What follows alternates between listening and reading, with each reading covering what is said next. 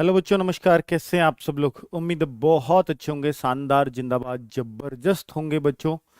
बच्चों, एक थंबनेल अभी आपने देखा होगा। 2 अक्टूबर को अगर आपको संपूर्ण हिंदी का रिवीजन करना है तो क्या दिक्कत है? 2 अक्टूबर को आप इस क्लास का पूरा लुत्फ उठा रहे होंगे बच्चों। ये 12 घंटे लगातार हमारे एक टीचर हैं नवीन शर्मा, जिसको आप लोग जानते होंगे। तो वो पूरे 12 घंटे के साथ एक साथ आपके साथ खड़े रहेंगे और कंप्लीट हिंदी करेंगे। अगर आपको बहुत जल्दी है, मैं कहूंगा आप सभी को एक ओवरव्यू इस क्लास से मिल जाएगा। सभी बच्चों को उस क्लास में जरूर आना चाहिए। तो आपको कम से कम ये विश्वास तो हो जाएगा कि हिंदी ऐसी चीज नहीं है जिसको हम सीख ही नहीं सकते। हर बच्चे को उस क्लास में बहुत कुछ सीखने को मिलेगा। तो बच्चे 2 अक्टूबर का दिन याद रखना। 2 बजे का टाइम, सॉरी 8 बजे का सुबह टाइम होगा। शाम के 8 तक ये क्लास चलने वाली है। चलिए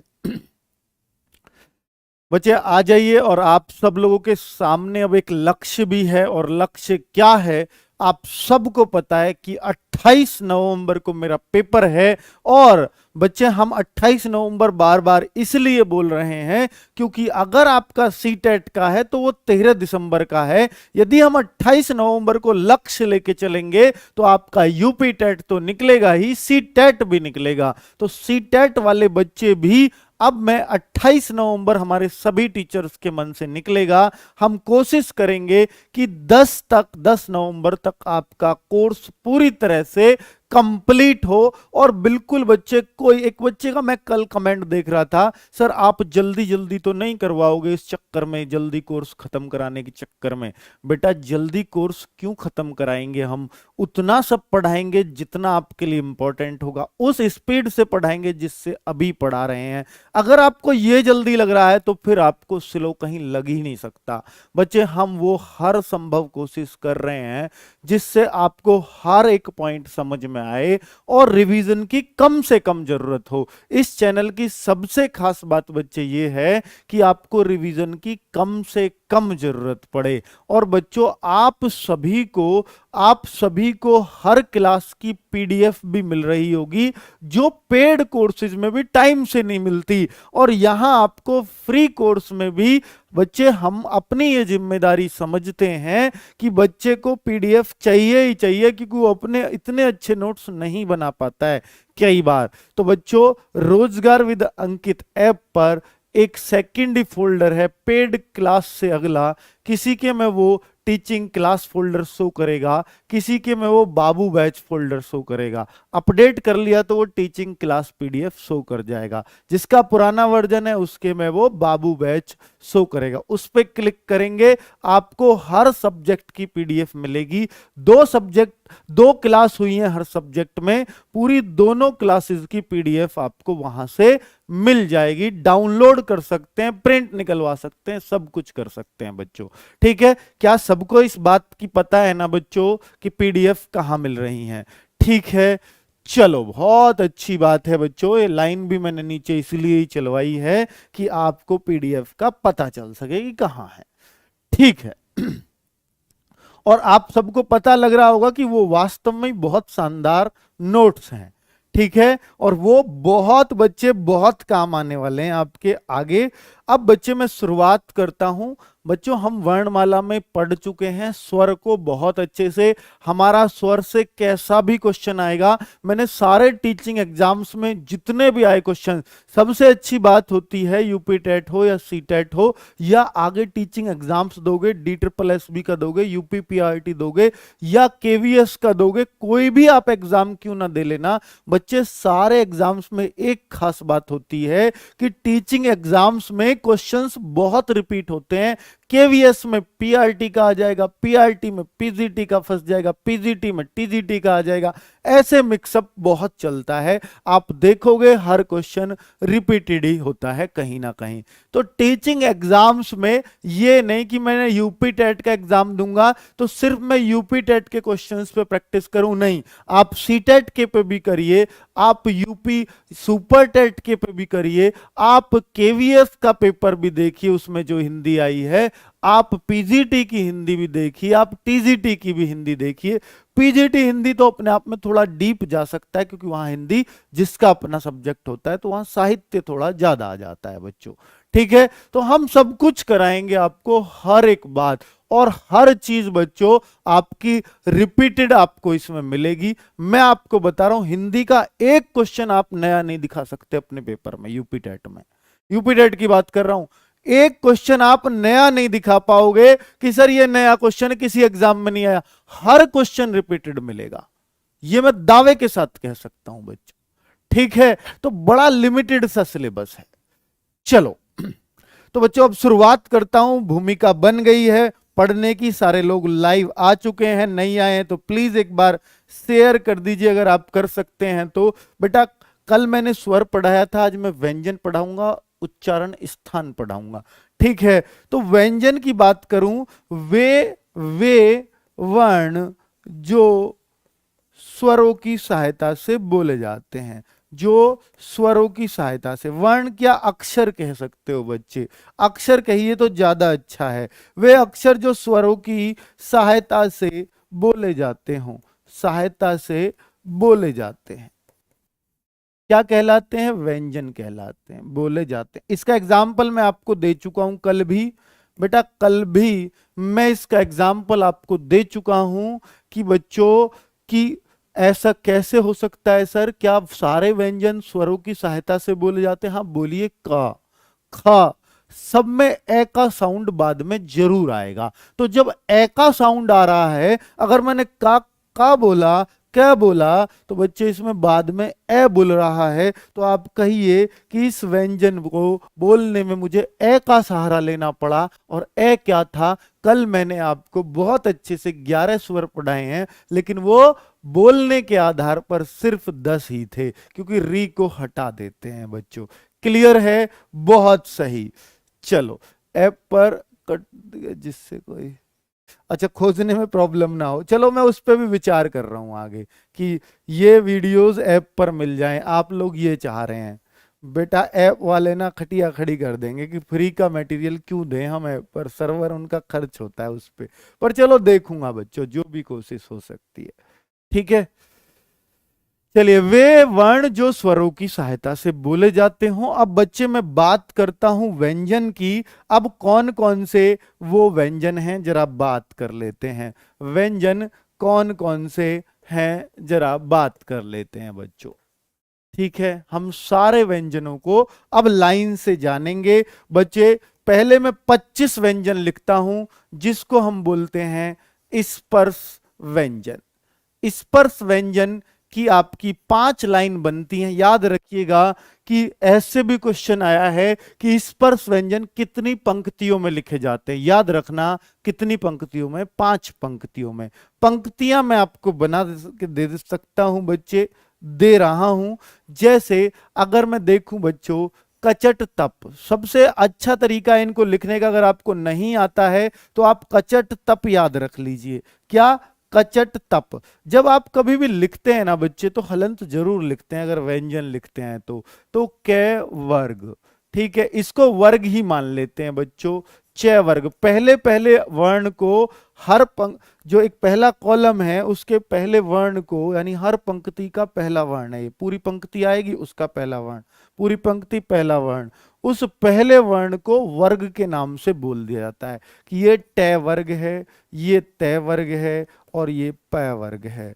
ठीक है बच्चों, तो अब मैं बोलूंगा इस वर्ग में अगर मैं अंदर की बातें लिखूं तो बच्चों आपको पता होना चाहिए क्या वर्ग में पहला वर्ण तो का ही होगा, फिर ख, फिर ग, फिर घ और फिर अंगा।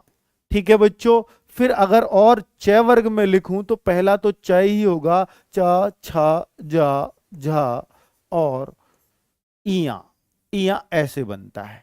ठीक है, टा वर्ग में देखूं, टा, ठा, डा, ढा, णा। ठीक है बच्चों, अब बच्चों साथ में ये भी यही मैं लिख देता हूं कि ये जो है, कई बार आप डा ऐसे भी देखते होंगे कि जिसके नीचे बिंदी आती है, और कई बार ढा भी ऐसे देखते होंगे जिसके नीचे बिंदी आती है। इन दोनों वर्णों को साथ में ही लिख लेना, डा और ढा ये दोनों उत्क्षिप्त व्यंजन बोले जाते हैं। उत्क्षिप्त व्यंजन, उत्क्षिप्त व्यंजन, ये आप कहीं नोट कर देना साथ में। उत्क्षिप्त व्यंजन का मतलब, अब बच्चे इनकी सबसे खास बात है कि कोई भी शब्द लिखो आप हिंदी का, कभी इनसे शुरू नहीं होगा। ये क्वेश्चन भी बन चुका है एग्जाम में कि कौन से व्यंजनों से, कौन से व्यंजनों से कभी भी कोई शब्द शुरू नहीं होता है। तो आपका ऑप्शन था स्पर्श व्यंजन, अंतस्थ व्यंजन, बच्चे इस तरह से ऑप्शन, और एक उत्क्षिप्त व्यंजन। तो आप उत्तर क्या करेंगे? उत्क्षिप्त व्यंजन। बहुत बढ़िया। अब बच्चे इस वर्ग को लिखवाइए मेरे साथ। क्या आप बोल सकते हैं? बताइए बेटा, ये तो रटना पड़ेगा आपको। अगर आप ये रटे बिना हिंदी सीखना चाहते हैं तो थोड़ी सी दिक्कत है बच्चों, है ना। तो ता, था, दा, धा, ना। ठीक है बच्चों, अगर आप यूपी टेट पहली बार देने जा रहे हैं, देखिए अगर आपने पहले लैंग्वेज चुन रखे हैं तो वो अलग बात है, लेकिन अगर आप यूपी टेट पहली बार देने जा रहे हैं तो मैं आपको विश्वास दिलाता हूं कि आप कंफ्यूज होंगे। दो लैंग्वेज चुननी पड़ती हैं, एक हिंदी कंपलसरी लैंग्वेज है, हाँ हिंदी कंपलसरी लैंग्वेज है। अब इंग्लिश ऑप्शनल है, आपकी संस्कृत ऑप्शन है, उर्दू ऑप्शन, इनमें से कोई सी भी आप चुन सकते हैं जो आपका मन करे। अगर आप बेटा, यहां पर बच्चे दो भाषाओं में बहुत कंफ्यूज होते हैं, सर हम इंग्लिश चुने या संस्कृत। बेटा अगर आप अब तक डिसाइड नहीं कर पाए हो कि हम क्या चुने, और दोनों ही भाषाएं आपको बहुत कम आती है या ना के बराबर आती है, तो मैं आपसे इतना विश्वास दिलाता हूं कि आप इंग्लिश चुन लीजिए। मैं 100% कह रहा हूं कि आप सुपर टेट हो या टेट हो, इंग्लिश चुन के कभी पछताएंगे नहीं, क्योंकि आप हमसे जुड़े हुए होंगे। और बच्चों ये गारंटी है कि मैं आपको इंग्लिश में इतने बेहतरीन मैंने आपको टीचर दिए हैं, आप एक क्लास ले लोगे उनके फैन बन जाओगे। बेटा इतने क्वालिफाइड, इतने वेल एजुकेटेड टीचर हैं, इंग्लिश की क्लास में से एक क्वेश्चन बाहर निकल जाए तो बता देना बच्चों, ठीक है। लेकिन संस्कृत का क्या है बच्चों, यूपी के बच्चे ज्यादातर संस्कृत प्रीफर करते हैं। एक तो संस्कृत आगे कहीं काम नहीं आती है, और संस्कृत का आगे कोई यूज भी नहीं है। हालांकि वाणी देववाणी है, वो कोई दिक्कत नहीं है, आप सीखो, अगर आपका इंटरेस्ट है तो कोई दिक्कत नहीं है।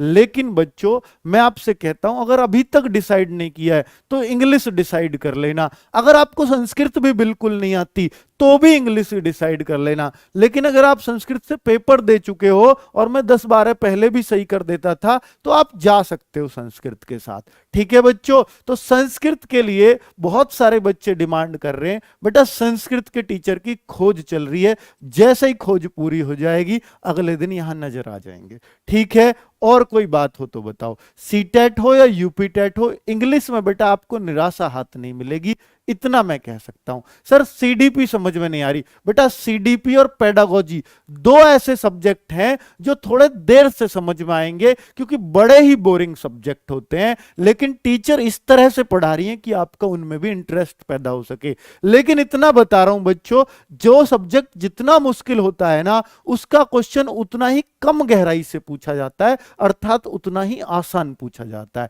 इसलिए अगर आपको कम भी समझ में आ रही है ना, फिर भी आपको पढ़ना है, और फिर भी आप ये कहोगे कि सर ये तो मेरे क्वेश्चन सही हो रहे हैं, सारे पढ़े हुए मिल रहे हैं। यही खास बात है सीडीपी में कि सब कुछ पढ़ाया हुआ मिल जाता है, ठीक है। एक बार इंटरेस्ट पैदा कर लो आप, सीडीओपी और पेडागोजी में आपको पढ़ा हुआ ही मिलेगा बच्चों, ठीक है। चलिए आगे, अगर मैं पे वर्ग की बात करूं, अगर पे वर्ग की बात करूं बच्चों, तो आपको ये भी आता, ये बच्चा वर्ण बोलते हैं इनको, पा, फा, बा, भा, मा, ठीक है। इनको क्या बोलते हैं बच्चों? बच्चा, बच्चा वर्ण। बच्चा वर्ण क्यों बोलेंगे इनको? बालक वर्ण क्यों बोलेंगे बच्चों? क्योंकि ये जब भी कोई छोटा बच्चा होता है और सबसे पहले कोई वर्ड बोलना सीखता है, तो उसको हम यही बोलते हैं कि भैया पा बोल रहा, पापा बोल रहा है बच्चा, ठीक है, बाबा बोल रहा है बच्चा। तो बेटा वो पहले होठ मिलाने सीखता है, उसके बाद अपनी जीभ को घुमाना सीखता है। जीभ घुमाने से जो वर्ण बोले जाते हैं उनको हम स्पर्श व्यंजन कहते हैं। स्पर्श व्यंजन कहते हैं। जीभ जिस जिस हिस्से पर टच करेगी, जीभ दांत पर टच करेगी तो दंतव्य व्यंजन बन जाएगा।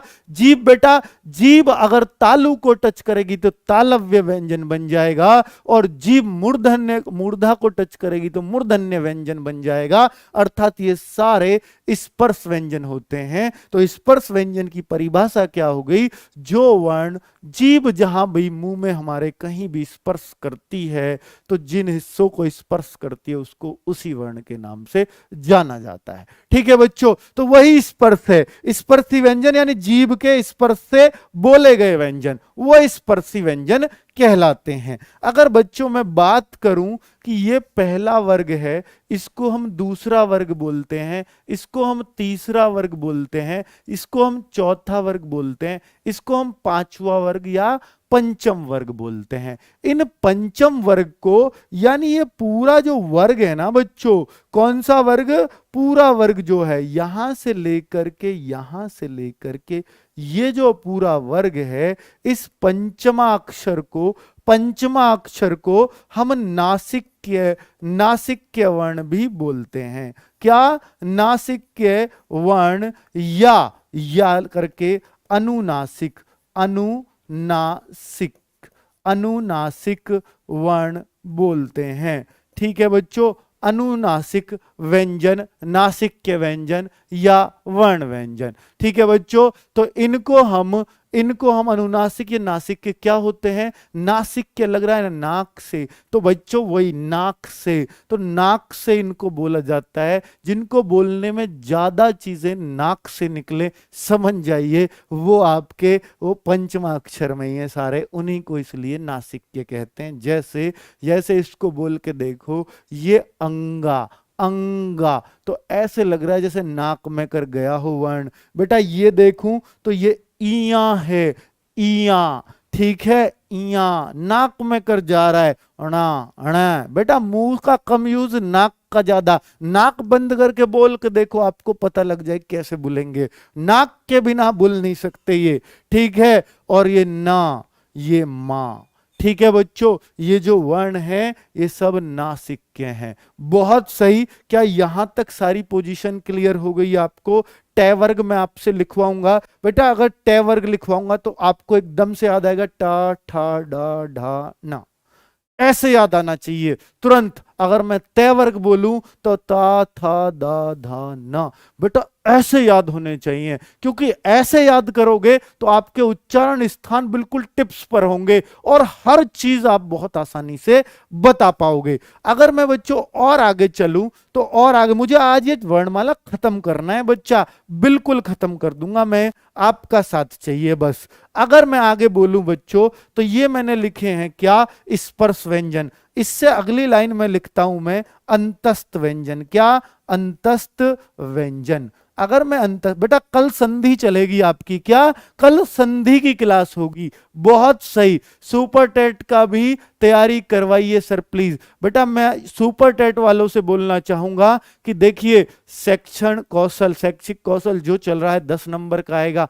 पेडागोजी है वो पढ़ना, वहां भी यही सब चीजें पढ़ेंगी। तो पेडागोजी पढ़िए, आप सीडीपी पढ़िए, आप हिंदी पढ़िए मेरे साथ, आप इंग्लिश पढ़िए इंग्लिश टीचर के साथ, आप मैथ्स पढ़िए। अगर आप हमारे साथ ये क्लासेस कर रहे हैं, कुछ क्लासेस और अलग हैं, पहले इनसे अपनी टेंशन खत्म कर लीजिए, क्योंकि अगर आपने टेट भी पास किया होगा तो वो बहुत पहले किया होगा, अब भूल चुके होंगे उन चीजों को। तो पहले इन चीजों को नया कर लीजिए। जब हम इसके बाद शुरू करेंगे ना बच्चों, या मैं बीच में भी शुरू कर सकता हूं, तो मैं सुपर टेट के लिए बहुत जल्द क्लासेस लेके आऊंगा। हो सकता है स्पेशली बिल्कुल अलग लेके आऊं, तो बच्चों बहुत मजा आएगा आपको। ये क्लासेस सीडीपी पेडागोजी तो उससे अलग कुछ होती ही नहीं है बच्चों, इतनी गहराई से हम लोग पढ़ाएंगे। हिंदी में कहीं भी कोई क्वेश्चन छूट जाए तो मुझे बता देना। तो बेटा सुपर टेट के क्या मैं 10 क्लास और शुरू कर दूं? क्या आप पढ़ पाओगे? नहीं, तब भी 2 पार्ट में पढ़ो तो बेहतरीन है। 5-6 सब्जेक्ट अब तैयार कर लो, 5-6 सब्जेक्ट बाद में कर लेना। टोटल 12 सब्जेक्ट हैं। आपको ऐसे लगेगा 10-12 सब्जेक्ट हैं, इतने इजीली, इतने अच्छे तरीके से कभी नहीं हो पाएंगे, क्योंकि अभी टाइम है। ये मत चिल्लाओ सुपर टेट भाई, सब सुपर टेट है ये, ठीक है। चलो सुपर टेट के लिए फुल फोकस रहेगा, चिंता बिल्कुल नहीं। मैं तब भी एकदम शुरुआत से शुरू कर दूंगा, कोई चिंता नहीं है। लेकिन अब मजबूत तो हो जाओ आप पहले इसमें। बात तो इतनी सी कह रहा हूं बस आपसे। अब अंतस्थ व्यंजन की बात करूं तो बेटा अंतस्थ व्यंजन कौन से होते हैं? अंतस्थ व्यंजन होते हैं, देखिए बच्चे, आप यहां पर 4 अंतस्थ व्यंजन लिखेंगे, य, रे, ले, व।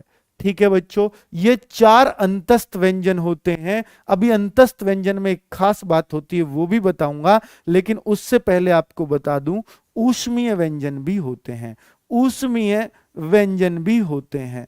अंतस्थ व्यंजन किस लिए? जो अंदर से बोले जाएं, जिनमें बहुत जोर लगाना पड़े बोलने में, उनको अंतस्थ व्यंजन कहते हैं। अब ऊष्मीय व्यंजन सुन लो बेटा, क्रम है इनको लिखने का। सबसे पहले कौन सी से आती है? ये वाली। फिर दूसरे नंबर पे ये लिखी जाती है। ठीक है बच्चों, ये तालव्य स होती है, ये मूर्धन्य स होती है, और ये कौन सी स होती है बच्चा? ये कौन सी स होती है? कोई बताएगा कौन सी स होती है? दंतव्य होती है। अभी याद करवा दूंगा सारी को, चिंता मत करो, एक एक पॉइंट याद होगा।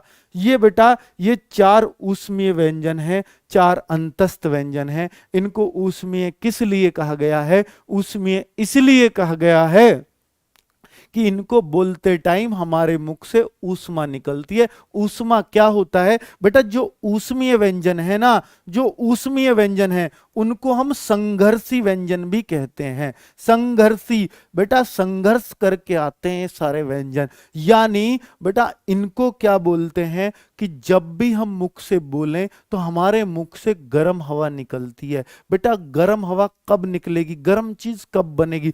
हथेलियों को रगड़ूं तो गर्म बनेगी, है ना? कोई भी चीज गर्म कब होती है? जब उसके साथ संघर्ष हुआ हो। संघर्ष हो रहा, देखो दोनों हथेलियां आपस में संघर्ष कर रही हैं। तो ऐसे जब हम इनको बोलते ना, तो हमारी आंत संघर्ष कर रही होती हैं, तभी तो गर्म हवा निकलती है ना बच्चों। इसलिए इसको संघर्षी व्यंजन भी बोलते हैं। क्या आपको याद हो गया संघर्षी व्यंजन? संघर्षी व्यंजन क्या होता है? क्या आपको याद हो गया बच्चों? बहुत बढ़िया से याद हो गया होगा। तो ये सारे संघर्ष बोल के देखो, है एकदम ऐसी हवा आएगी गरम, अरे गरम, मेरे अंदर क्या हीटर लग गया, ऐसे लगेगी आपको। ठीक है बच्चों, तो ये रेले वे के बारे में और थोड़ा सा जान लीजिए बच्चों, बहुत मजा आएगा। जैसे मैं इन दोनों को बोलूं फर्स्ट और लास्ट, ये और वे को बोलूं बच्चों, तो इनको मैं अर्ध स्वर बोलता हूं।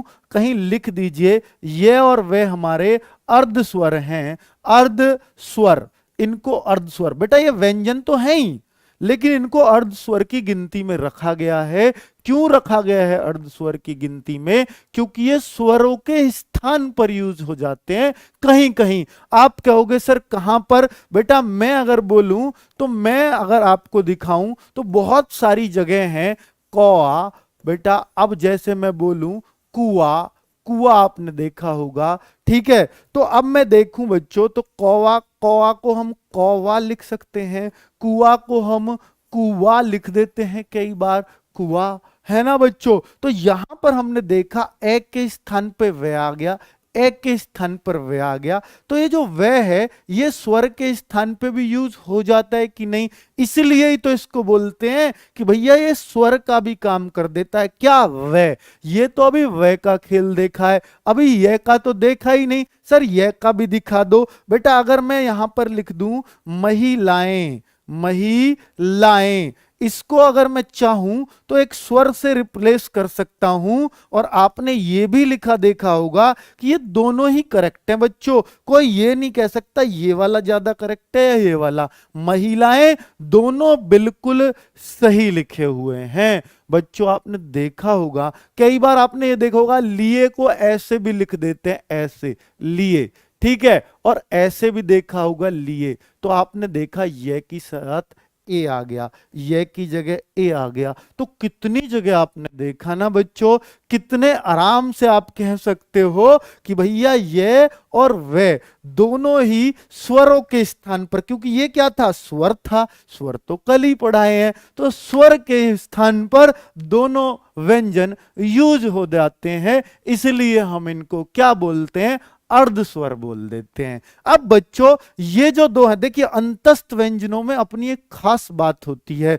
जैसे ये दोनों, इन दोनों को तो मैंने बता दिया अर्ध स्वर हैं। अब इन दोनों में भी खास बात क्या होती है बच्चों, ये वाला जो रे है इसको हम बोलते हैं कि बच्चों ये क्या बोला जाता है, इसको हम बोलते हैं लुंठित या प्रकंपित व्यंजन। लुंठित या प्रकंपित व्यंजन, बच्चे लिखना लुंठित, लुंठित या प्रकंपित व्यंजन, प्रकंपित व्यंजन, व्यंजन भी लिख देना बच्चों।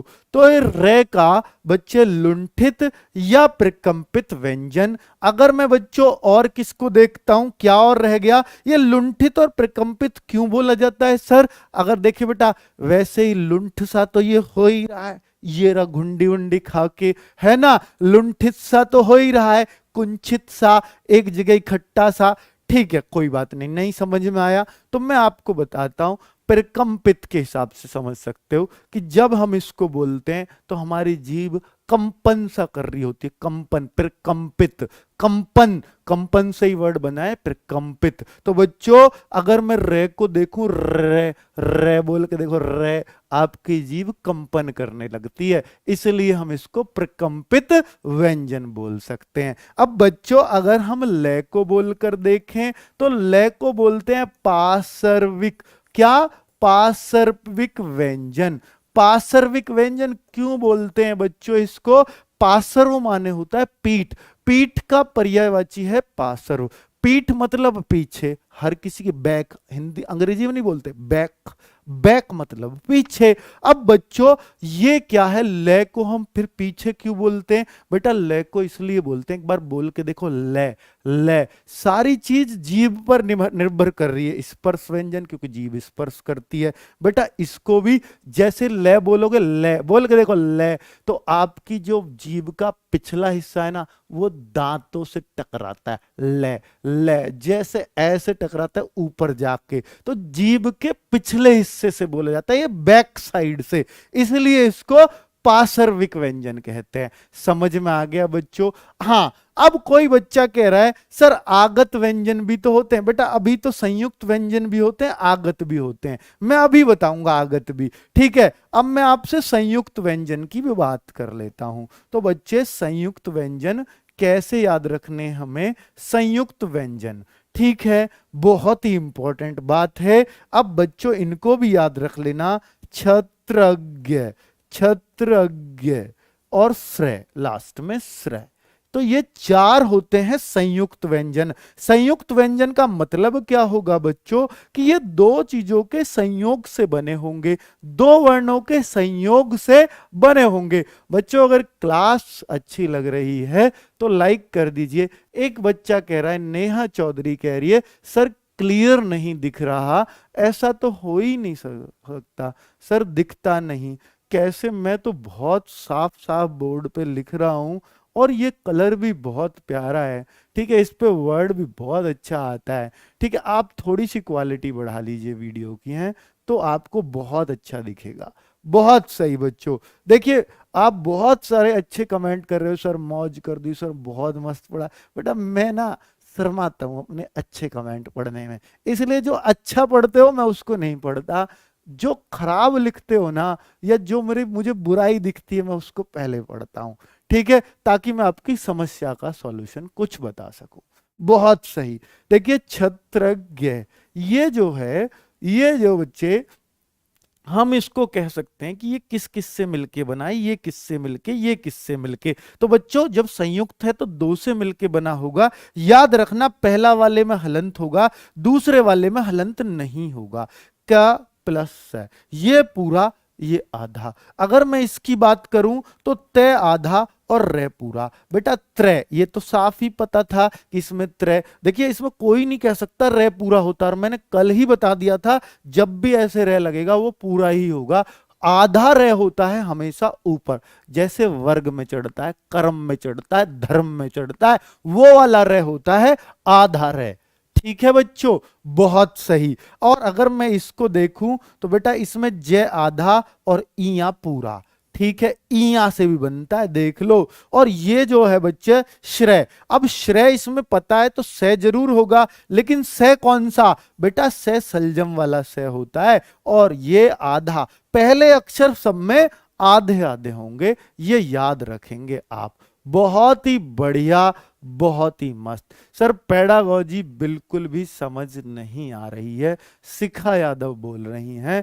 बच्चों पेडागोजी थोड़ा सा मुश्किल, बेटा लड़कियों को तो जल्दी समझ में आती है पेडागोजी, क्योंकि वो एक प्रकार से लैंग्वेज है। वो क्या है, शिक्षण कौशल है। बच्चों आप खुद एक बात सोच के देखिए, अगर मैं यूपी टेट में बात करूं तो मैथ्स में पेडागोजी के 4 से 5 क्वेश्चन होंगे, बस 25 क्वेश्चन जो दीपक सर पढ़ा रहे हैं सुबह उस क्लास से होंगे। लेकिन छोड़ा नहीं जा सकता, क्योंकि सीटेट में 15 मार्क्स की है, और अगर आप सुपर टेट दोगे तो 10 मार्क की पेडागोजी है। बच्चों पेडागोजी को हम अगर पढ़े ना, वो है शिक्षण कौशल, यानी शिक्षण देने के तरीके, बच्चों तक शिक्षा पहुंचाने का तरीका क्या होता है, वो है वो। अब बच्चों उसको तो थोड़ा थ्योरेटिकल तो रहेगा ही नहीं, तो उसको प्रैक्टिकली सोचिएगा। कैसे सोचना है, अच्छा मतलब अगर हम ऐसे पढ़ाएं तो बच्चा जल्दी सीखेगा, तो बेटा उससे उसमें क्या होगा कि आपको बच्चे के भी गुण जानने पड़ेंगे। जैसे मैं पढ़ा रहा हूं तो मैं शिक्षण कौशल में तभी अच्छा हो सकता हूं जब मैं आपके मन के डाउट पकड़ सकूं, क्योंकि 60 मार्क्स है किसमें, आपको भी पता है सीटेट में। बच्चों बहुत इंपॉर्टेंट, छोड़ नहीं सकते, ठीक है। अब बच्चों मैं ये कहना चाह रहा हूं कि अगर मुझे ये ही नहीं पता होगा कि मैं बहुत होशियार हूं अपने आप में, लेकिन मेरे अंदर अगर शिक्षण कौशल नहीं है ना, तो बेटा मैं अच्छा टीचर कभी साबित ही नहीं हो सकता। तो शिक्षण कौशल में मुझे आपका अंदाजा जरूर होना चाहिए कि आप किस लेवल के बच्चे हो। मान लीजिए मेरी क्लास पे अभी 10 साल के बच्चों को बिठा दिया जाए ये, तो बेटा उनको तो कै कबूतर से ज्ञानी तक रट ले, वही बड़ी बात है। क्या मैं उनको कभी सिखा पाऊंगा स्पर्श व्यंजन या संयुक्त व्यंजन? तो क्या सब कुछ उनके ऊपर से नहीं जाएगा?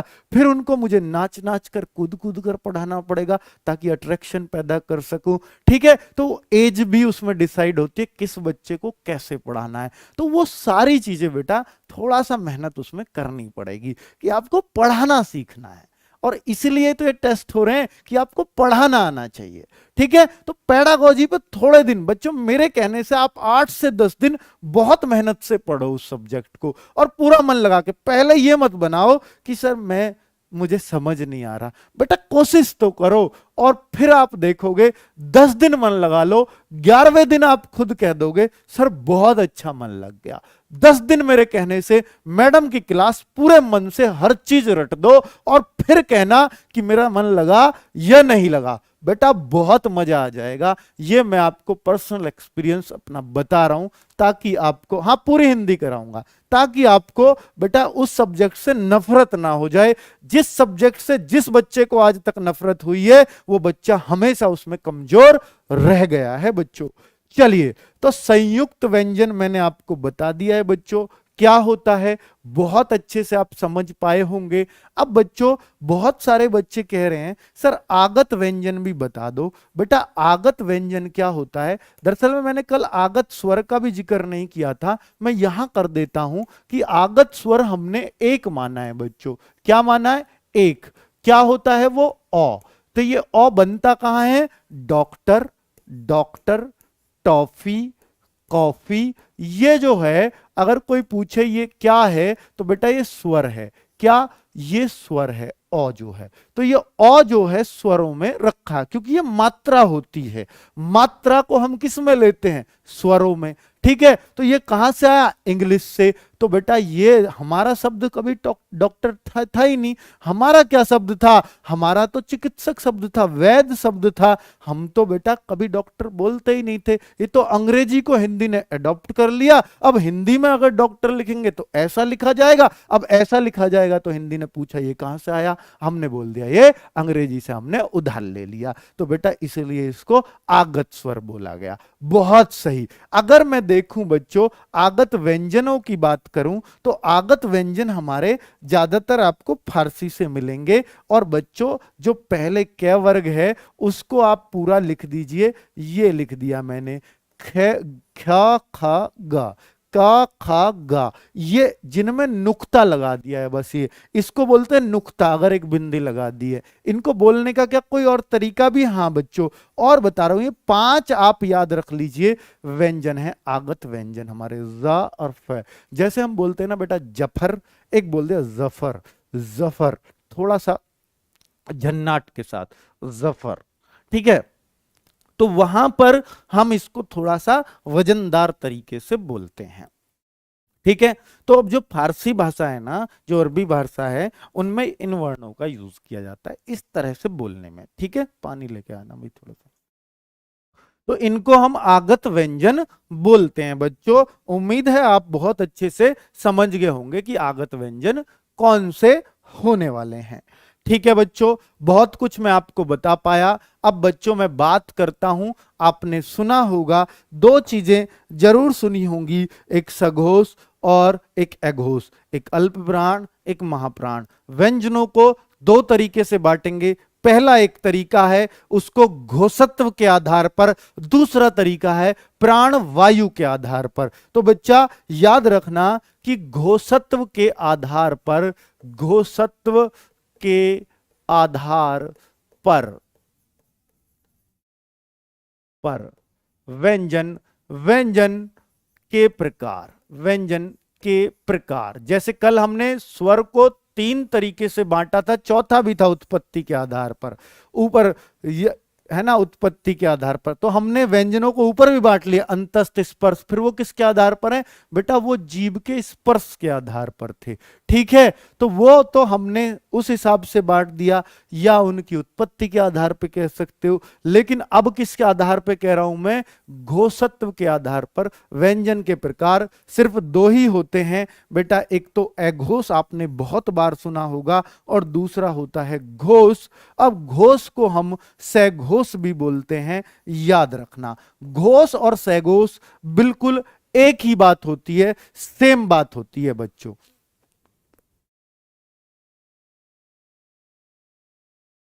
अब आपको बेटा मैंने वर्ग सिखाए थे, अब वर्गों के आधार पर बात करूंगा कि घोष क्या होता है। बेटा घोष होता है हमारा स्वर घोष, यानी जो हमारी आवाज है, जो हमारी ध्वनि है, जिस ध्वनि में कोई भी बेटा, कोई भी हम कहते हैं ना एक प्रकार से, जिसमें आवाज, जिसमें घोष ना हो, जिसमें बहुत ज्यादा पैनी आवाज सी ना हो, वो अघोष है। और सघोष या घोष जिनमें बच्चा थोड़ा सा आवाज में दम सा नजर आता है आपको, तो वो आता है घोष में।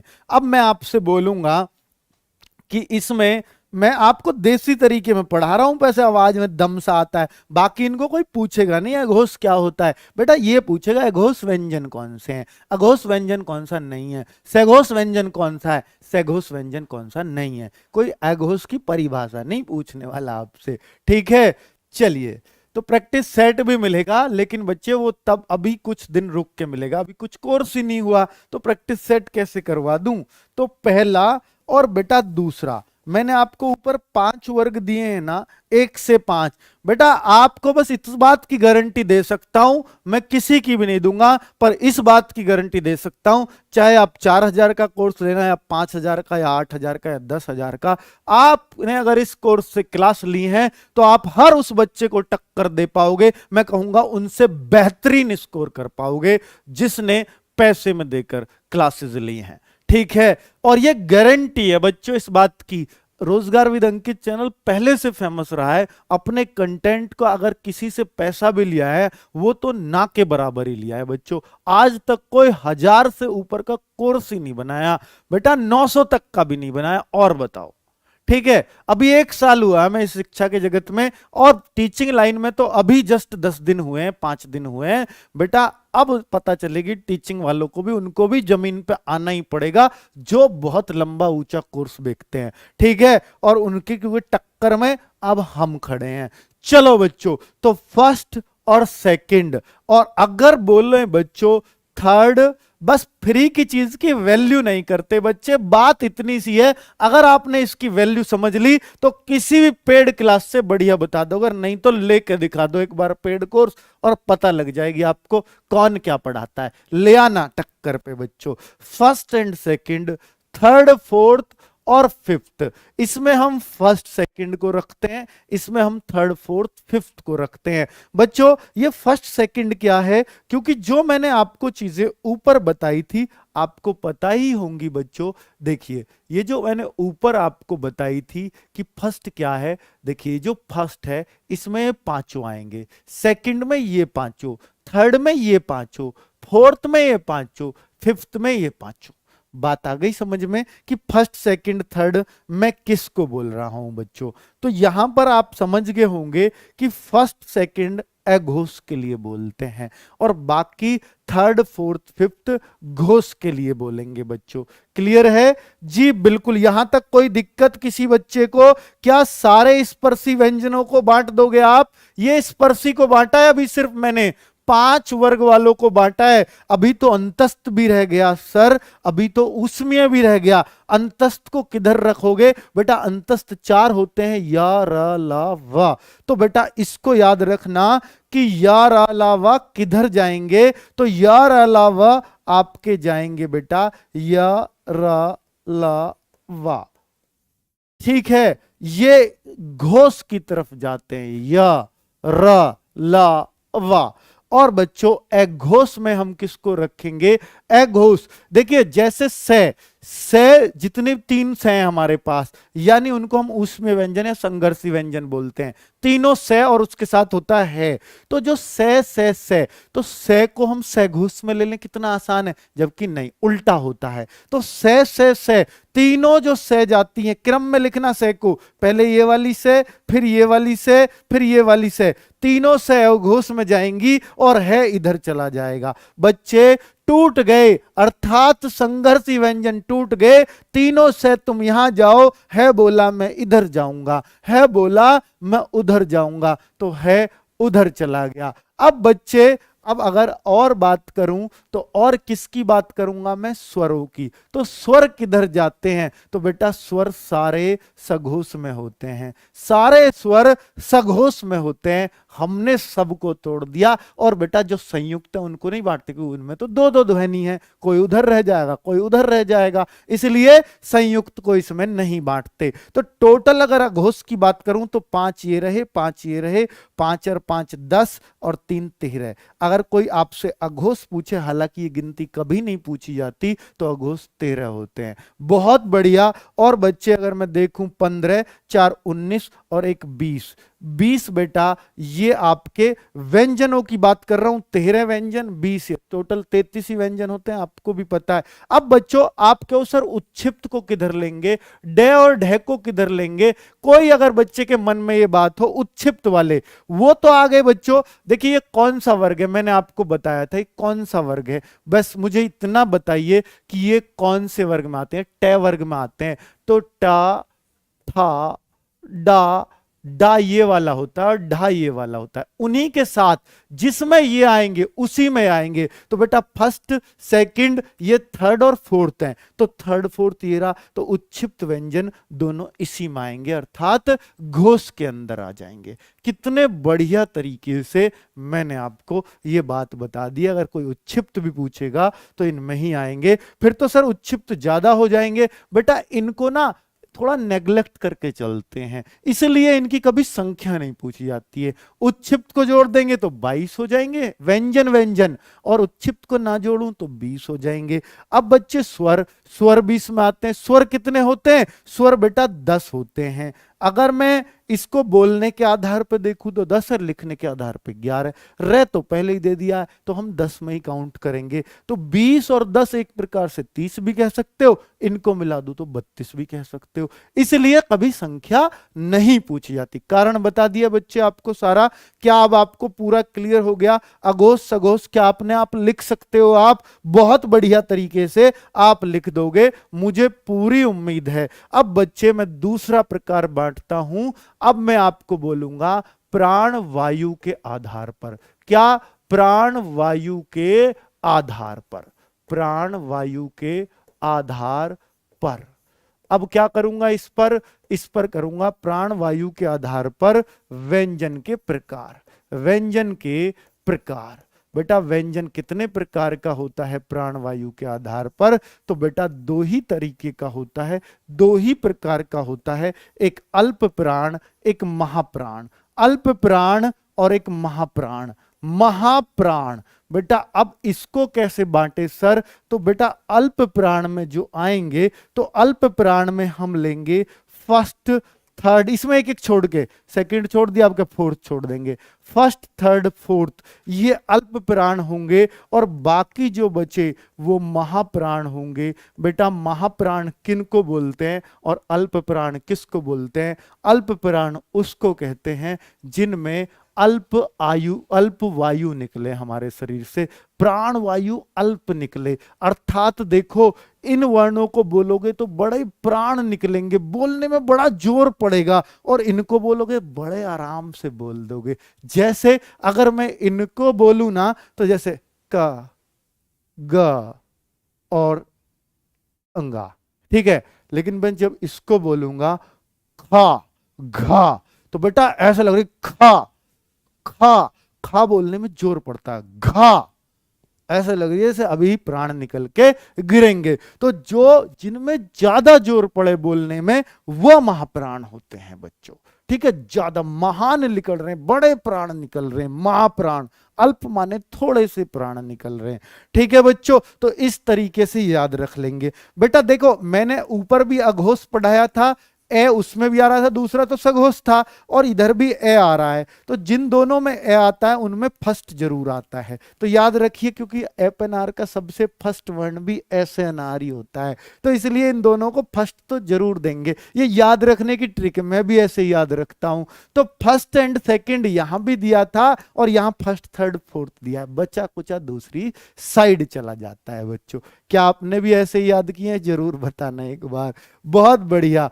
चलिए अब और क्या बताऊं बच्चों, अब इनमें अंतस्थ व्यंजन की बात करता हूं। तो महाप्राण कौन से में और अल्प प्राण कौन से में आता है, जरा जरूर बताना। तो बेटा अंतस्थ सारे इसमें आ जाते हैं, ये रे ले वे, बेटा ये यूं ही भूल जाते हैं क्योंकि इनमें अल्प प्राण लगते हैं, ये रे ले वे यही बोल दिए। और ये जब बोलता है तो ऐसे बोलता है, देखिए श, बेटा इनको बोलने का भी तरीका, श, ये से और ये है, बेटा है बोलने में तो वैसे ही पूरे प्राण, जो संघर्ष से आ रहे हैं तो उनमें तो वैसे ही प्राण निकलेंगे, क्योंकि ये तो अंदर घिस घिसा के आ रहे हैं, तो इसलिए हम इनको बोलेंगे बड़े संघर्षीय। और संघर्ष तो बेटा प्राण तो निकलवाएगा ही, ठीक है, जब संघर्ष हो रहा है। तो चारों, अब आपको सर इसमें नहीं तोड़ते, पिछले में तो है अलग साइड ले गए थे, हाँ बच्चों इसमें नहीं तोड़ेंगे, इसमें अंतस्थ इधर, उसमें उधर, सीधा सीधा हिसाब इधर हो चलता है। अब बच्चों मैं आगे बताऊं आपको, अल्प प्राण महाप्राण हमने कर लिया, अब स्वर की बात है। तो स्वर भी बड़े आराम से भूल जाते हैं, तो उनमें भी प्राण नहीं निकलते, तो स्वर भी अल्प प्राण के अंदर आ जाते हैं, सारे के सारे स्वर। तो बच्चों क्या आपको याद हुआ? बताइए बच्चों, क्या आपको याद हुआ? बहुत अच्छे से याद हो गए होंगे। अगर आपने इस तरह से सीखा है तो बेटा कभी आप अब इनको भूल नहीं पाओगे, क्योंकि मैंने आपको आपके सामने लिख करके बताया है सारा। अब बात करता हूं बच्चों उच्चारण स्थानों की, और ये चैप्टर हमारा पूरी तरह से क्लोज। अब आप बच्चों अगर आप इस चैप्टर के क्वेश्चन करोगे तो बेटा फिर आपका कोई क्वेश्चन इस चैप्टर से बच जाए तो बता देना, ठीक है बच्चों, कोई क्वेश्चन नहीं बचेगा। चलिए क्वेश्चन, सर टोटल व्यंजन के क्वेश्चन किस तरह से आएंगे? बेटा यही तो क्वेश्चन बनते हैं, निम्नलिखित में से कौन सा महाप्राण व्यंजन है, निम्नलिखित में से कौन सा अल्प प्राण नहीं है। तो बेटा इस तरह स्पर्श व्यंजन कौन सा है, अंतस्थ व्यंजन कौन सा है, बेटा संघर्षी व्यंजन कौन सा है, इस तरीके से ही क्वेश्चन इन पर बनते हैं। अब बच्चों अगर मैं देखूं, हाँ 135, हाँ बेटा 135 महाप्राण नहीं है, 135 है आपका अल्प प्राण, ठीक है, कंफ्यूज मत हो। महाप्राण 2 4 है आपका, 24 है, ठीक है, 2 4 और 1 3 5 आपका अल्प प्राण है। अगर कंफ्यूज हुए तो बेटा हमेशा कंफ्यूज रहोगे, फिर बड़ी दिक्कत हो जाएगी, है ना। तो उच्चारण स्थान क्या है? आपने सुना होगा कि ये तालव्य वर्ण है, ये दंतव्य वर्ण है। तो जो वर्ण जीभ के जीभ हमारी जिस भाग को टच करे उसको हम उसी वर्ण के नाम से पुकारने लगते हैं। तो बेटा जैसे अगर मैं बोलूं कि हमारे देखिए ये क च ट त प ये होते हैं, ठीक है, ये वर्ग हैं। तो अगर हम क वर्ग की बात करूं तो बेटा क वर्ग में कौन से आते हैं? 5 आते हैं। च वर्ग में कौन से आते हैं? 5 आते हैं। च छ ज झ या बेटा बता तो रखा है ना सारा। अब मैं क्या करूंगा बच्चों, मैं ये करूंगा च वर्ग, छ वर्ग, ट वर्ग, इसको त वर्ग, त वर्ग और प वर्ग इनमें बांट दूंगा। ठीक है बच्चों, अब इनको मैं उच्चारण स्थान बताने जा रहा हूं आपको। तो जो पहला वर्ण होता है बच्चों, क वाले को हम कंठ बोलते हैं। कंठ, कैसे कंठ, कैसे, ये हो गया कंठ। बेटा और ऊपर चलूंगा तो अगला आता है तालव्य वर्ण। क्या? तालव्य वर्ण, जो तालु से बोले जाते हो। ट वर्ण होता है बेटा मूर्धन्य। मूर्धन्य वर्ण जो होते हैं उनको ट वर्ग को मूर्धन्य में रखा गया है। उससे आगे दंत्य वर्ण होता है, दंत्य। तो दंत्य ये त वर्ग आता है इसमें। और प वर्ग होता है बेटा ओष्ठ है। तो 5 चीजें होती हैं, याद रखोगे क्या आप? क्या रख पाओगे? 5 चीजें होती हैं, एक कंठ, एक तालु, एक मूर्धा, एक बच्चे दंत यानी दांत, और एक ओष्ठ। ओष्ठ मतलब होठ। तो हमारी जीभ जिस हिस्से को टच करती है, तालु को टच करे जिनको बोलते समय वो तालव्य वर्ण होते हैं। हमारी जीभ मूर्धा को टच करे तो वो मूर्धन्य वर्ण होते हैं। जो जब जीभ दांत को टच करे तो वो दंत्य वर्ण कहलाते हैं। और जब होठ को टच करे हमारी जीभ तो वो ओष्ठ्य वर्ण कहलाते हैं। अब बच्चे बात इतनी सी है, बस बात सिर्फ इतनी सी है कि क्या वर्ग? क्या सर पूरा? हाँ, का, खा, गा, घा, अंगा, ये सारा क वर्ग में आएगा। तो कंठ जितने भी होंगे, जितने भी कंठ वर्ण हैं, तो वो सब क वर्ग के सारे कंठ वर्ण होते हैं। लेकिन बच्चों हम याद कैसे करते हैं? कि कंठ से। बेटा कंठ से मैं सो रहा था बच्चे, इसको याद करने की ट्रिक, क्योंकि इसमें अभी मुझे स्वर भी बताने कि स्वर कौन से में आएंगे। ठीक है, अंतस्थ व्यंजन कौन से में आएंगे, ऊष्मीय व्यंजन कौन से में आएंगे, ये तो अभी स्पर्शी तो देखें कौन किस में आएगा। 25 याद हो गए कि नहीं हो गए? न्यू बताओ बस, हो गए ना 25? अब बच्चे अगर मैं क वर्ण की बात करूं तो देखिए मैं सो रहा था बेचारा, कबूतर आया आया आया, उसे कहीं जगह नहीं मिली, इधर तो कपड़े पहन रखे, तो यहां आते ही चोंच मारी बहुत जोर से। चोंच मारी, सो रहा था बेचारा मैं, तो चोंच मारते मुंह से क्या आवाज निकले खुद बताओ? ए आ आह, आवाज ऐसी आएगी, आ। क्या कर दिया ये कबूतर ने? कबूतर ने ऐसा पता है क्या कर दिया? क्या कर दिया? उसने आपके अंदर विष फेंक दिया। ऐसा लग दिया जैसे किसी ने विष से डस लिया हो। विसर्ग, तो जो विसर्ग कौन सा होता है बेटा? कल बताया था ना अयोगवा 2, तो ये वाला जो विसर्ग होता है, ठीक है, तो वो इसमें आएगा। तो बच्चों आपको याद रहेगा कि कंठ पे चोंच किसने मारी थी?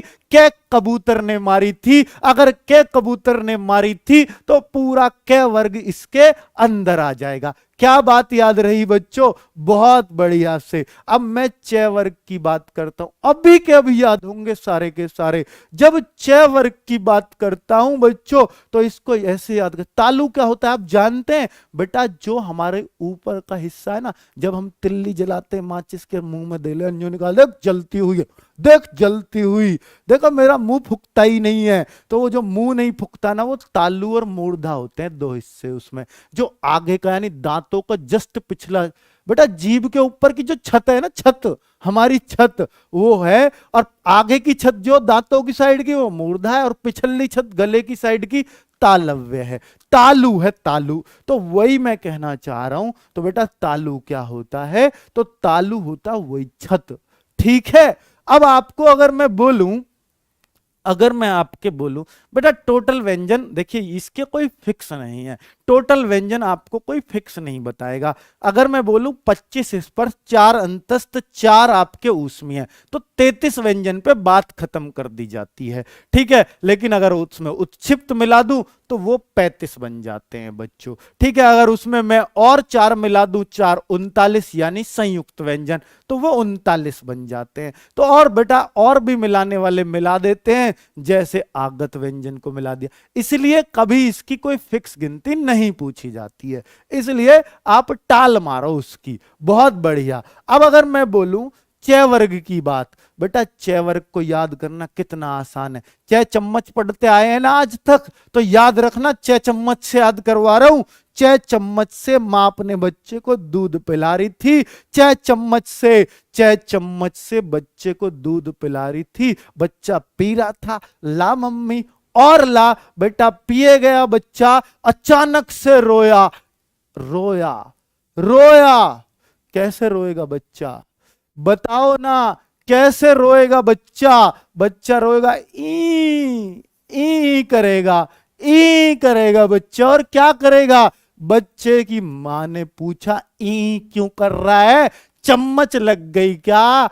चम्मच लग गई क्या मुंह में? बच्चा भी आजकल का मॉडर्न है, पता क्या बोलता? यस यस, चम्मच लग गई मम्मा, यस सही पकड़ी हो मम्मा, बिल्कुल सही पकड़ी हो। तो यस, यस भी आपका याद हो जाएगा बच्चों। आपको यस ऐसे ही लिखा जाता है ना बच्चों, तो ये आपका 4 और ऐड हो गए। तो याद रखना, जब भी तालू की पूछे तो तालू में बच्चे के चम्मच लगी थी, तो च चम्मच पूरा, और चम्मच करके बच्चा रोया कैसे था?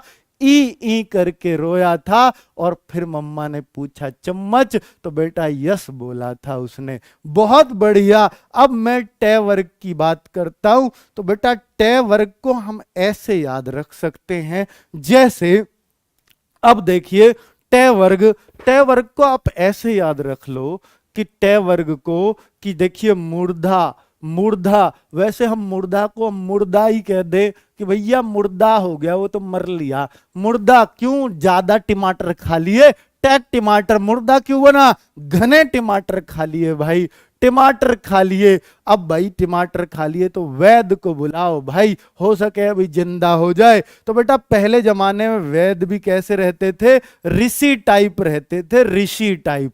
क्या? रे और से, बेटा रे और से, ऋषि बन गया कि नहीं? ऋषि, रे से ऋषि वाला, और ऋषि में भी यही वाला से बनता है। रे तो दोनों एक साथ आएंगे, ये वाला भी और ये वाला भी। ठीक है, तो रे ऋषि इसमें आ गया, पूरा ट टमाटर इसमें ही चला गया। और बच्चों अब इसमें और क्या हो सकता है? अगर मैं ट टमाटर की बात करूं तो रे और से काफी है, इतना ही बहुत है इसके लिए। अब आगे बात करता हूं बच्चों, इसमें कोई स्वर और नहीं है, बस यही स्वर है रे वाला। ये भी तो स्वर है ना बच्चों, इसमें स्वर ये हैं, इसमें स्वर ये हैं। अब मैं तय वर्ग पे आता हूं, बच्चों याद रखना तय वर्ग। तय होता है, हम बच्चे जब थे तो पढ़ते थे तय तख्ती, तय तख्ती। तो बेटा जब तय तख्ती बच्चों पे, तो तय तख्ती होती थी। बेटा जब बच्चों की लड़ाई बाज जाती थी, तख्तियों की कुश्ती होती थी, तख्ती मार दी। बेटा जब बच्चों की लड़ाई बाजी तो उसने दी उसके घुमा के, अच्छा मेलिया से बोली ले साले। तो तय तख्ती, ले भी और साले में भी ये बनती है बच्चों, ले और साले। तो भाई ये हो गया पूरा तय वर्ग। तो तय वर्ग से क्या तोड़ा था? तख्ती से दांत, तो दंतव्य, इसलिए तख्ती वाला पूरा दांत पे चला जाएगा बच्चों। तो तख्ती दांत में लगी, गाली दे के मारी थी भाई, लड़ाई प्यार से थोड़ी मारा, ले भैया थोड़ी तख्ती लगवा ले, तो भैया मुंह से निकलेगी वो तो। चलो आगे बढ़ो बच्चों। अब मैं पे वर्ग की बात करता हूं। बेटा अगर मैं पे वर्ग की बात करूं तो यहां पर क्या आएगा? यहां पर क्या आएगा? तो अब आप कहोगे सर पे वर्ग ये बच्चा वर्ण होते हैं बच्चों, सबसे पहले बच्चों के मुख से प फ ब भ मैं ही निकलता है। ठीक है बच्चों। अब पे वर्ग, जब पे से तो हम पे पतंग पढ़ते हैं, जब पतंग आसमान में उड़ती है तो भाई ओ कैसे कहते हैं? ओ उरी भाई उरी, ओ ऊ कहाँ उड़ी, पकड़ो उसको पतंग। तो भाई ये दोनों ऊ पतंग के लिए ही हम कर सकते हैं। बहुत सुंदर बेटा, ये हमने पे वर्ग पूरा तो पे से पे पतंग, पतंग के लिए उरी उरी किया था। और बच्चे पे पतंग को होठ से कैसे जोड़े, तो होठ से आप ऐसे जोड़ सकते हो कि पे वर्णों में सम में पूरे पे वर्ग में बेटा पे वर्ग में पूरे में होठ मिलाने ही पड़ेंगे। कोई सा भी वर्ण आपका पे वर्ग का आपका बिना होठ मिलाए बोला ही नहीं जा सकता। पे फे बा भा और मां, बेटा कोई सा भी वर्ण ऐसा हो, कोई माई का लाल या माई की लाली, जो इसको बोल सके बिना होठों को मिलाए, बिना होठों को मिलाए अगर कोई भी इसको बोल पाए तो जरूर बताना, उसका इंटरव्यू लूंगा अपने चैनल पे बुला के। ठीक है बच्चों, चलो फिर दिखाएंगे भाई ये तगड़ा जलवा है इस बच्चे का। भगवान ने इसके होठ ही गलत बनाए, क्योंकि इसका काम ही नहीं है होठों का। अब बच्चों अगर आगे बोलूं तो अब आप कहोगे सर अभी तो ये भी तो रह गए सर, ओ रह गया, औ रह गया। जो होशियार बच्चे जो कह रहे थोड़े शैतान बच्चे होंगे, सर ये तो रह ही गए, ये तो बताया ही नहीं अभी आपने, बाकी तो सारा किस्सा बता दिया आपने। ये रे ले सब आ गया बच्चों, तो सब आ गया, तीनों से आ गए, है हलकारा ऊपर ही आ गया था। अब बच्चों और क्या रह गया, और रह गया अब एक वह भी रह गया बेटा, अंतस्थ में ये भी रह गया, उसमें तो सारे आगे ऊपर चेक कर लेना। और ये रह गए, तो ये 5 रह गए। इनको कैसे बोलते हैं जरा ध्यान दो बेटा। ये क्या है, ये दोनों एक ही थाली के हैं, ये भी एक ही थाली के हैं, तो इनका एक ही स्थान है बोलने का। अब बच्चों आपको भी पता है कि ये ए से मिलके बनते हैं, तो ए तो इसमें आएगा। अब ए के बोलने का स्थान बताओ। ए आह वो वाली आवाज थी, के कबूतर वाली थी, कंठ वाली थी, तो कंठ, कंठ प्लस अब ये ओ किससे कल बताया था बच्चों, ये ओ किससे मिलके बनता, ए प्लस ऊ से मिलके बनता है। तो ऊ किस में आया था, ऊ किस में, पतंग, वो उड़ रही, पतंग वाला ओष्ठ में था, तो बेटा ओष्ठ, तो ओष्ठ और कंठ से मिलके बनता है, अर्थात इसको क्या बोलूंगा बेटा, पूरा मैथमेटिक्स बना दिया मैंने यहां कि लॉजिक बता रहा हूं कैसे बनाए, कंठोष्ठ। अब आप कभी भूल नहीं सकते इसको कि कंठोष्ठ क्यों है। ये दोनों कंठ और होठ से मिलके बनते हैं। अब बच्चों इसकी भी बात करूं तो ये ए प्लस ई से मिलके बना है, कल सिखाया था, ए ई से ए बनता है। अब ए से क्या बनता है बेटा, ए तो कंठ का है, और ई किस में बना था, बच्चा चिल्लाया था ई मम्मी तालू में लग गई थी, जब उसको उसके तालू में मम्मी ने चम्मच मार दी। तो कंठ और तालु, तो बेटा कंठ तालव्य, इसका बोल देते हैं कंठ तालव्य वर्ण। कौन से हैं, तो कंठ तालव्य, ये दोनों वर्ण हो जाते हैं ए और आई, कंठ तालव्य।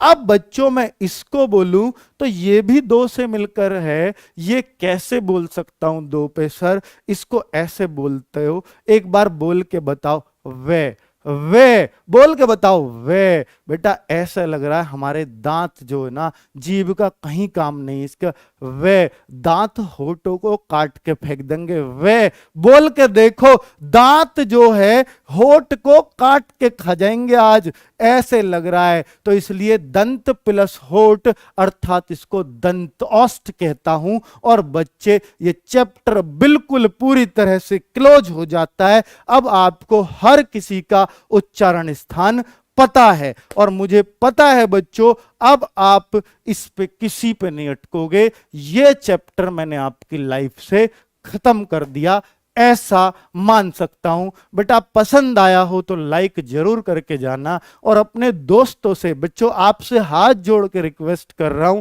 अपने दोस्तों से जरूर बता देना कि यहां क्लास बहुत बेहतरीन चल रही है। अगर आप एक बार अपने दोस्त को ले आए, उसको रोकना हमारा काम है। और बच्चों हर चीज, हर वो चीज पढ़ाएंगे जो आपको शायद कहीं भी आज तक ना मिली हो, और इतने बेहतरीन ढंग से सिखाने की कोशिश करेंगे कि बच्चों बस आपसे बस इसलिए इतना बच्चे इतना जोर लगा रहे हैं, फ्री में सब कुछ इसलिए दे रहे हैं ताकि हम ज्यादा से ज्यादा लोगों के पास पहुंच सकें और बता सकें कि हम भी टीचिंग में आ चुके हैं। ये इसमें हमें आपका सहारे की जरूरत तो होगी होगी। आप सब लोग बिना टाइम गवाए 9 बजे जरूर आएंगे बच्चों, और आपको पता लगेगा कि हाँ 9 बजे ही क्यों, हर क्लास पे आना। 9 बजे तो मेरी इस टाइम तक बच्चों का डेटा भी हो सकता है खत्म हो जाता हो, और कल टारगेट करना बच्चों मेरे साथ कि हम 1500 लाइव ला सकें इस क्लास में, अगर आप करा सकते हो, वरना तो कोई एक्स्ट्रा पैनिक लेने की जरूरत नहीं है। ओके बच्चों, बाय बाय, फिर मिलते हैं कल 9 बजे। मैं तो इसी टाइम मिलूंगा बच्चों, ठीक है।